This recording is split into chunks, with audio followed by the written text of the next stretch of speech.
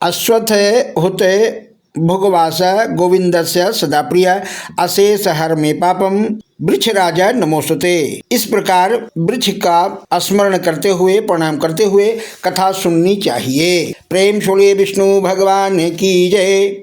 सोमवती अमावस्या व्रत कथा। सूत जी बोले, सरसज्जा पर पड़े हुए पितामह भीष्म के समीप जा करके धर्मराज युधिष्ठिर प्रणाम करके हितकारी वचन बोले। युधिष्ठिर बोले, भीष्मसेन के कोप से मुख्य दुर्योधन आदि कौरव मारे गए और अन्य सब राजाओं को युद्ध में अर्जुन ने मार डाला। दुर्योधन की बुरी सलाह से हमारे कुल का नाश हो गया। अब बालक, वृद्ध और दुखी मनुष्यों को छोड़ करके कोई राजा रह ही नहीं गया। भरत वंश में केवल हम 5 भाई ही शेष हैं। यद्यपि हमारा अब एक छत्र राज्य है, किंतु मुझे अच्छा नहीं लगता है। अपना जीवन भी मुझे अच्छा नहीं लगता है। भोग में भी कुछ प्रीति नहीं है। वंश का नाश देख करके मेरे हृदय में दिन रात संताप रहता है। उत्तरा के गर्भ का बालक भी अश्वत्थामा के अस्त्र से जल गया है। इस कारण वह पिंड विच्छेद को देख करके मुझे दुगना दुख हो रहा है। हे पितामह, अब आप बतलाइए कि मैं क्या करूं और कहां जाऊं, जिससे शीघ्र ही चिरंजीवी संतति प्राप्त हो। भीष्म जी बोले कि हे राजन, सुनो, मैं तुमको व्रतों में एक उत्तम व्रत बतलाता हूँ, जिसके करने मात्र से चिरंजीवनी संतान पुत्र होगी। और हे अर्जुन, जब सोमवती अमावस्या हो उस दिन अश्वत्थ पीपल वृक्ष के समीप जा करके जनार्दन विष्णु भगवान की पूजन करो और उस वृक्ष की 108 परिक्रमा करें और उतनी ही रत्न धातु फल ले करके, अर्थात 108 रत्न सोना चांदी के आभूषण या बर्तन, फल और लड्डू पेड़े इत्यादि मिठाई ले करके प्रत्येक प्रदक्षिणा में 108 में एक एक वस्तु लेकर के प्रदक्षिणा पूरी करके अलग रखता जाए, समर्पण करता जाए, चढ़ाते जाए। इस प्रकार 108 प्रदक्षिणा में अपनी शक्ति के अनुसार 108 वस्तुएं दे करके व्रत करनी चाहिए। हे राजन, यह व्रतराज सोमवती अमावस्या का व्रत है। विष्णु भगवान को, श्री विष्णु भगवान को प्रीति करने के लिए, खुश करने के लिए, प्रसन्न करने के लिए होने चाहिए और होती है। और भगवान विष्णु प्रसन्न होकर के शुभ फल को देने वाले होते हैं। हे प्राज्ञ, तुम उत्तरा के इस व्रत को बतलाओ, उत्तरा से इस व्रत को बतलाओ, उसका गर्भ जीवित हो जाएगा और तीनों लोकों में विख्यात गुणवान पुत्र होगा। पितामह के वचन सुन करके युधिष्ठिर जी पुनः बोले कि उस व्रत राज को विस्तार पूर्वक मुझसे कहिए। हे विभो, इस व्रत को मृत्युलोक में प्रथम किसने प्रकाशित किया है और फिर इसको किसने किया है? भीष्म जी बोले, एक सर्वविख्यात कांची नाम की महापुरी है, जो चांदी के पर्वत जैसे ऊंचे ऊंचे बड़े बड़े विशाल महलों से सुशोभित है और नगर के नर नारी भी सुंदर वेशभूषा में सुशोभित रहते हैं तथा ब्राह्मण, क्षत्रिय, वैश्य और शूद्र अपने अपने कर्मों में लगे रहते हैं। वह नगरी रूप और चातुरी में प्रवीण विद्याओं से शोभित है, जैसे कि कुबेर की अलकापुरी या इंद्र की अमरावती है। अग्नि के तेजोवती महापुरी के समान वह नगरी रत्नों से भरपूर भरा पूरा है और वह बड़ा पराक्रमी रत्न से नाम का राजा था। उसके राज्य में एक विख्यात देवस्वामी नाम का ब्राह्मण वास करता था। उसकी रूप लावण्यवती धनवती नाम की सुंदर स्त्री थी। उस लक्ष्मी रूप स्त्री का जैसा नाम था वैसा ही उसके गुण भी था। उसके 7 गुणवान पुत्र थे। हे राजन, उसके एक गुणवती नाम के सुंदर कन्या भी थी। वे 7 पुत्र अपनी अपनी स्त्रियों के साथ सुखपूर्वक विहार करते थे, किंतु कन्या अपने तुलपति का चाहना से कुमारी ही रही। इस बीच में कोई ब्राह्मण भिक्षा देने के लिए आ उपस्थित हुआ। वह ब्राह्मण अपने तेज से अग्नि के समान दीप्यमान था। उसने द्वार पर आकर के आशीर्वाद दिया। देवस्वामी भी 7 पुत्र वधु शीघ्र ही उठ खड़ी हुई और प्रत्येक ने अलग अलग उस ब्राह्मण को भिक्षा दी। उसने उन सबको सौभाग्य, संपत्ति तथा अचल सुहाग का आशीर्वाद दिया। पीछे माता ने गुणवती को भी भिक्षा देने के लिए भेजा, तो उस कन्या ने ब्राह्मण के चरणों को अभिवादन करके भिक्षा दी। इस पर ब्राह्मण ने उसे आशीर्वाद दिया कि हे शुभे, तुम धर्मवती हो। इस विस्मय युक्त आशीर्वाद को सुन करके गुणवती घर में चली गई और उस ब्राह्मण ने जो आशीर्वाद दिया था उसे माता को सुनाया। उस आशीर्वाद को सुन करके माता धनवती पुत्री का हाथ पकड़ करके द्वार पर आई और उस ब्राह्मण को फिर प्रणाम करवाया, किंतु फिर भी उस ब्राह्मण ने वही आशीर्वाद दे करके उसे संतोष दिया। आशीर्वाद सुन करके धनवती फिर चिंतित होकर के बोली कि हे भगवान, आप प्रसन्न होकर के मेरी बात सुनिए। मेरी पुत्र वधुओं के प्रणाम करने पर आपने अच्छे अच्छे आशीर्वाद दिए। वे आशीर्वाद अचल सुहाग पुत्र और सुख और सौभाग्य को देने वाले थे, किंतु मेरी इस पुत्री के प्रणाम करने पर आपने विपरीत आशीर्वाद दिया। हे भद्रे, तुम धर्मवती हो, यही बार बार आशीर्वाद दिया। हे विप्र से इस आशीर्वाद के प्रयोग करने का कारण यथार्थ रूप से कहिए। ब्राह्मण बोला कि हे धनवती, तुम धन्य है, मेरा उत्तम चरित्र भूमंडल में प्रसिद्ध है। मैंने तेरी पुत्री को यथायोग्य ही आशीर्वाद दिया है। यह विवाह के समय सप्तपदी के बीच में ही विधवा हो जाएगी, इसलिए हे शुभे, इसे धर्म आचरण करते ही रहना चाहिए। इसी कारण मैंने इसे आशीर्वाद दिया है कि हे शुभे, तुम धर्मवती हो। यह बात सुनकर के धनवती चिंता से व्याकुल हो गई और बारंबार प्रणाम करके दीन वचन बोली कि धनवती ने कहा कि हे विप्रेंद्र, यदि आप इसका कोई उपाय जानते हैं तो दया करके शीघ्र कहिए। ब्राह्मण बोला कि हे सुंदरी, यदि तेरे घर सोमा आ जाए तो उसके पूजन मात्र से इसका वैधव्य मिट जा सकता है। धनवती बोली कि आपकी बताई हुई सोमा कौन है, क्या जाति है और कहाँ रहती है, जिसके आगमन मात्र से वैधव्य का नाश हो जाएगा। हे महाभाग्य, उसे आप कहिए। मैं समय बढ़ाना बिताना नहीं चाहता हूँ। ब्राह्मण बोला कि सोमा जाति की धोबिन है और उसका निवास स्थान सिंघल द्वीप में है। यदि वह तेरे घर आ जाए तो वैधव्य का नाश हो जाएगा। ऐसा कह करके वह ब्राह्मण दूसरे स्थान पर भिक्षा के लिए चला गया। तब धनवती भी अपने पुत्रों से बोली कि हे पुत्रों, तुम्हारी सुंदर गुणवती बहन के भाग्य में वैधव्य है, किंतु सोमा के यहाँ आगमन मात्र से इसका वैधव्य मिट जाएगा। किंतु जिस पुत्र में पिता की भक्ति और माता के वचन का गौरव है, वह अपनी बहन को साथ लेकर के जाए और सोमा को शीघ्र ही ले आवे। पुत्र बोले कि हे माते, हम लोगों को विदित है कि तुम्हारा मन पुत्री के स्नेह में बहुत आसक्त हो गया है। इसी कारण पुत्रों को तुम्हारे दुर्गम देश में भेज रही हो, जिसके बीच में 400 कोस का विस्तार दुस्तर समुद्र है। हमें वहाँ जाने की शक्ति नहीं है, हम वहाँ जा करके दुख नहीं सह सकते हैं। देव स्वामी बोले कि यद्यपि मेरे साथ पुत्र है तो भी मैं पुत्रहीन हूँ। मैं स्वयं सिंघल द्वीप जाऊँगा और पुत्री के वैधव्य का नाश करने वाली उस सोमा को लाऊंगा। इस प्रकार देव स्वामी क्रोधित होकर के कह रहे थे कि उस समय छोटे पुत्र शिव स्वामी ने प्रतिज्ञापूर्वक कहा कि हे तात, आप क्रोध के वशीभूत होकर के ऐसा न कहो। मेरे सिवा कौन सिंघल द्वीप में जाने को सामर्थ्य रख सकता है। मैं बहन को साथ लेकर के सिंघल द्वीप जाऊंगा। ऐसा कह करके वह सहसा उठ खड़ा हुआ और प्रणाम करके बहन को साथ लेकर के आनंद पूर्वक सिंघल द्वीप में चल दिया।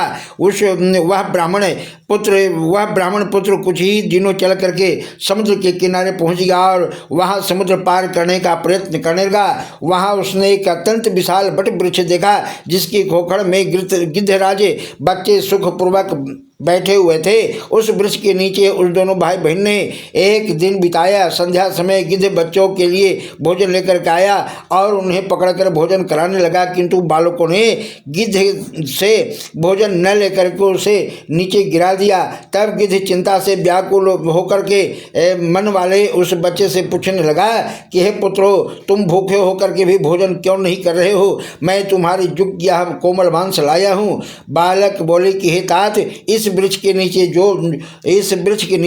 2 मनुष्य बैठे हुए हैं, उन्हें स्वीकार किए बिना हम कैसे भोजन कर सकते हैं? ऐसा सुन करके वह गिद्ध दयाद्र और हो गया और समीप आकर के वह बोला कि हे द्विज, आप दोनों का जो कार्य है सो मुझ पर प्रकट करो। हे विप्र, मैं उसे सब प्रकार से करूँगा, किंतु आप भोजन करो। ब्राह्मण बोला कि हम सिंघल द्वीप जाने के लिए समुद्र पार होना चाहते हैं। अपनी बहन का वैधव्य नाश कराने के लिए सोमा को लाने की मेरी इच्छा है। गिद्ध बोला कि मैं प्रातः काल ही तुम्हें समुद्र के पार उतार दूंगा और सिंघल द्वीप में सोमा का घर भी दिखला दूंगा। इसके पश्चात रात्रि व्यतीत होने पर सूर्यदेव के उदय होते ही गिद्धराज ने शीघ्र ही उन दोनों को समुद्र के पार उतार दिया। वे सिंघल द्वीप में आकर के सोमा के घर पहुँच करके ठहर गए। इसके पश्चात वह दोनों प्रातः काल में समय सोमा के घर में चौका साफ करने लगे। उसे प्रत्येक दिन लिप करके सुंदर बना देते थे।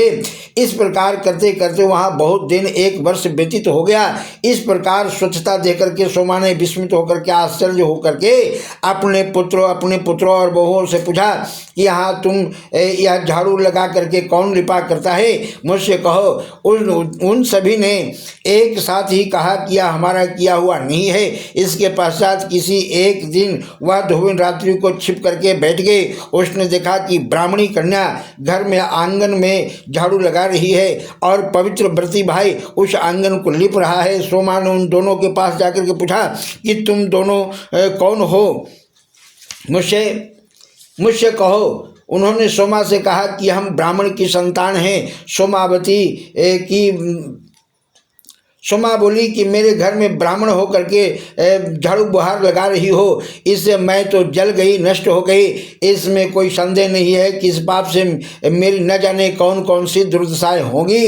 हे द्विज, हम तो हर प्रकार से पाप जाति धोबिन विख्यात हैं। तुम फिर ब्राह्मण होकर के यह विपरीत कर्म करने की इच्छा क्यों करते हो? शिव स्वामी ने कहा कि यह मेरी जो गुणवती नाम की देव स्वरूपा बहन है, सो इसका विवाह के समय सप्तपदी के बीच में वैधव्य योग पड़ा है और तुम्हारे समीप रहने मात्र से वैधव्य का नाश हो सकता है। इसी कारण मैं बहन सहित यह दास कर्म करता हूँ। सोमा ने कहा कि अब आगे से ऐसा न करना, मैं तुम्हारी आज्ञा से ही चलूंगी। ऐसा कह करके सोमा घर में आकर के बहू से कहने लगी कि मैं इनके साथ जाती हूँ। यदि कभी मेरे राज्य में मेरा व्यक्ति मर जाए तो जब तक मैं लौट करके न आऊँ तब तक उस शव को वैसा ही रहने देना और उसकी रक्षा करना। किसी के कहने पर भी किसी को भी कभी जलाने न देना। यह आज्ञा पुत्र वधुओं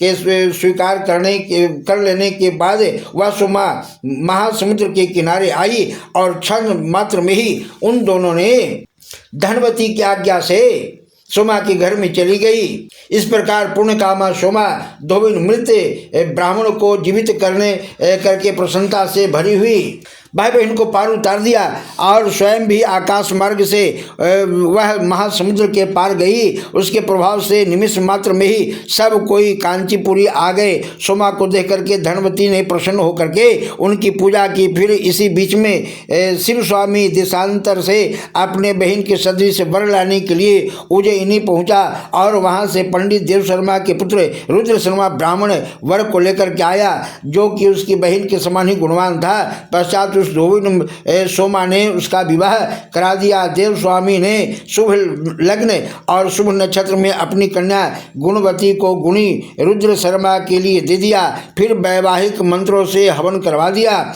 और इसके पश्चात सप्तपदी के बीच में रुद्र शर्मा मर जाता है। उसके मृत देख करके सब बांधव रोने लगे, किंतु सोमा शांत बैठी रही। सोमा ने वहाँ सब लोगों को बहुत अधिक रोते पिटते देख करके गुणवती को शीघ्र ही व्रतराज के प्रभाव से होने वाला मृत्यु विनाशक पुण्य विधि पूर्वक संकल्प करके दे दिया। रुद्र शर्मा भी उस व्रतराज के प्रभाव से जीवित हो गया और सोए हुए की भांति सहसा उठकर खड़ा हो गया, बैठ गया। इस प्रकार विवाह कार्य से निवृत्त हो और व्रतराज को बतला करके धनवती ने आज्ञा ले सोमा अपने घर चली जाती है। इस प्रकार वह पूर्णकामा धोबिन मृत ब्राह्मण को जीवित देख करके प्रसन्नता से भरी हुई अपने घर को गई। इसी बीच उस सोमा के घर पहले उसके लड़के मरे, फिर उसका स्वामी मरा और फिर उसका जामाता भी मर गया। मार्ग में आते आते इस प्रकार मृतकों को जिलाने वाली सोमवार युक्त अमावस्या तिथि आ पड़ी। उस दिन सोमा ने जल के समीप किसी एक बूढ़ी स्त्री को देखा जो रुई के बोझ से दबी हुई अत्यंत दुखित हो रही थी। वृद्धा बोली कि हे पुत्री, मेरे सिर पर जो रुई का बोझ है तो उसे उतार दे, मैं इसके बोझ से अत्यंत दुखित हो रही हूँ। सोमा बोली कि हे वृद्धे, आज सोमवार युक्त अमावस्या तिथि है, मैं इस रुई को स्पर्श नहीं करूँगी, यह मैंने नियम कर लिया है। फिर उसने मूल के भार से युक्त एक स्त्री को देखा। उसने भी कहा कि हे पुत्री, इस मूल का बड़ा भारी बोझ है, उसे उतार कर तनिक ठहर जा, फिर भी मैंने उसे तब मैं भी तेरे साथ चलूंगी। सोमा बोली कि मैं आज मूल और तूल को कदापि नहीं छू सकती। इसके पश्चात नदी के किनारे उत्पन्न एक सुंदर पीपल वृक्ष के समीप जाकर के उस महाभागा ने स्नान किया और विष्णु भगवान को पूजा करके शक्कर लेकर के 108 प्रदक्षिणाएं की और परिक्रमा की। भीष्म जी बोले कि जब उसने शक्कर हाथ में लेकर के लिए हुए 108 परिक्रमा पूरी की, तभी उसके जामाता, पति और पुत्र सब जीवित हो गए और वह नगर लक्ष्मी से व्याप्त भरा पूरा हो गया। विशेष करके उसका घर धन धान से अधिक परिपूर्ण हुआ। अब वह महाभागा सोमा अपने घर आई। उसने अपने पति और पुत्र जामाता को जीवित देख करके वह सब कुछ जानती ही थी, अस्तु उन सब को पा करके कृत हो गई। सब वस्तु, सब बहुएं उन तपस्विनी को प्रणाम करके पूछने लगी। बहुएं बोली कि हे देवी, तुम्हारे पति, जामाता और पुत्र इत्यादि बांधव जो मर गए थे, हे देवी, वे कैसे जीवित हो गए और कैसे मृत्यु को प्राप्त हुए थे, यह कहो। सोमा बोली कि मैं गुणवती को व्रतराज का पुण्य दे दिया था, उसी के फल से पति, जामाता और पुत्र मृतक हुए थे। और हे बंधुओं, न जाने तूल ही छुआ था, न मूल का ही स्पर्श किया था और पीपल के नीचे विष्णु भगवान की पूजा करके प्रदक्षिणा की थी। वहाँ मैंने शक्कर हाथ में लेकर के 108 परिक्रमाएं भी की। उसी व्रतराज के प्रभाव से पति, जामाता और पुत्र जीवित हो गए। तुम सब भी आज इस व्रतराज को विधि पूर्वक करो, इससे कभी वैधव्य नहीं होगा बल्कि सदैव सौभाग्य रहेगा। यह कह करके सोमा ने उस व्रतराज को अपने बहुओं से करवाया। इस प्रकार पुत्र पौत्रों सहित उसने बहुत से भोगों को भोगा और वह परिवार के साथ सहित वह विष्णुलोक को गई। भीष्म जी बोले कि हे पार्थ, यह व्रत मैंने तुमसे विस्तार के साथ सुना दिया। युधिष्ठिर बोले, व्रतराज का महात्मा और विधि क्या है? हे भीष्म जी, इस व्रत को स्त्री या पुरुष किसे करना चाहिए, यह विस्तार से कहिए। भीष्म जी बोले कि हे पार्थ, यदि सोमवार युक्त अमावस्या हो तो यह पुण्य कार्य देवताओं को भी दुर्लभ है। व्रत करने वाला प्रातः काल उठ करके मौन होकर के जलाशय में जाकर के स्नान करे, स्नान करके व्रत करने वाला रेशमी वस्त्र धारण करे।